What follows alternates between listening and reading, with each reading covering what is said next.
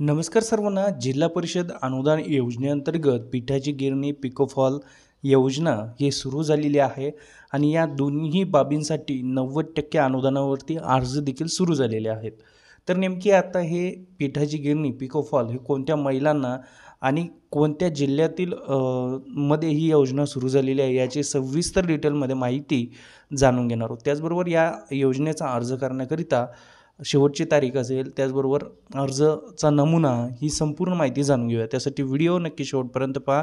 चॅनलवर नवीन असेल तर चॅनलला सबस्क्राईब करून ठेवा. व्हिडिओ सुरू करूया. तर आपण या ठिकाणी पत्र दिनांक पाहू शकतात. 8/2/2024 हे पत्र आहे.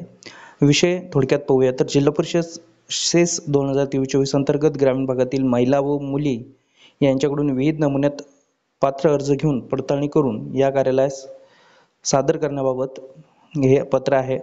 तर यामध्ये आता कोणत्या बाबींसाठी अनुदान आणि योजना ही सुरू आहे या ठिकाणी पाहूया. तर यामध्ये जर पाहायला गेलं तर ग्रामीण भागातील महिला व मुली यांच्याकडून अटी शर्तीनुसार दिनांक 9 फेब्रुवारी 2024 ते 22 फेब्रुवारी 2024 या कालावधीत अर्ज घ्यावयाचे आहे. योजनेचे नाव खालीलप्रमाणे देण्यात आलेले आहे. 2 बाबींसाठी अर्ज मागवण्यात आलेले आहेत.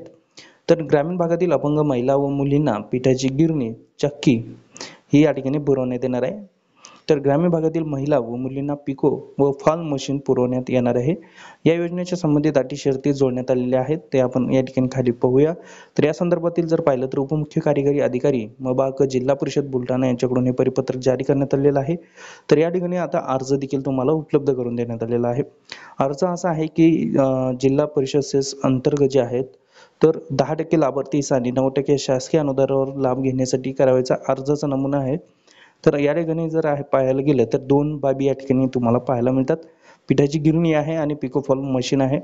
तर यामध्ये तुम्हाला अर्ज भरावा लागतो. लाभार्थी यांचा पासपोर्ट फोटो असेल, जी काही तुमची पर्सनल माहिती आहे ती, प्रतिज्ञापत्र आहे, त्यानंतर ग्रामसेवकांचा दाखला, शौचालय, शासकीय सेवाचा इतर जी माहिती आहे, त्याचबरोबर त्यानंतर विस्तार अधिकारी पंचायत समिती यांचे प्रमाणपत्र लागेल, गट विकास अधिकारी यांचा अभिप्राय लागणार आहे. ही संपूर्ण माहिती अटी शर्ती तुम्हाला वाचायच्या आहेत.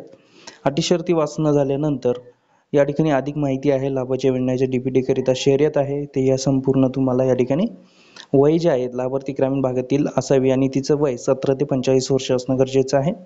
अशा पद्धतीचं या ठिकाणी महत्त्वपूर्ण जे काही अर्जदार आहे त्यांना अटी शर्ती लागू आहे.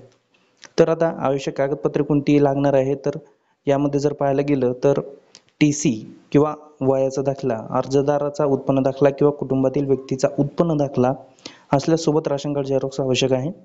अर्जदार शेतकरी, आत्महत्याग्रस्त, अपंग, विधवा, दारिद्र्य रेषेखालील असल्यास त्याबाबतचे प्रमाणपत्र, आधार कार्ड झेरॉक्स प्रत, बँक बचत खात्याचे पुस्तकाच्या पहिल्या पानाची झेरॉक्स, IFSC कोड त्यावरती नमूद असणं गरजेचं आहे. इलेक्ट्रिक बिल म्हणजेच वीज बिल तुमचं असायला हवं, अशाबाबत हे परिपत्रक आहे आणि 22 फेब्रुवारी 2024 पर्यंत तुम्हाला अर्ज सादर करायचे आहेत.